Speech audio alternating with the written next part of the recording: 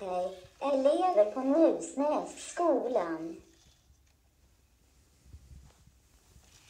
Ja, jag pratar till er som går i förskoleklass till årskurs 2 och jobbar med programmering.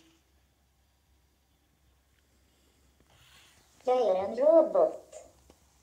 Och jag tycker att ni är duktiga på att koda. Om ni fortsätter att lära er kan ni snart programmera mig. Hej då.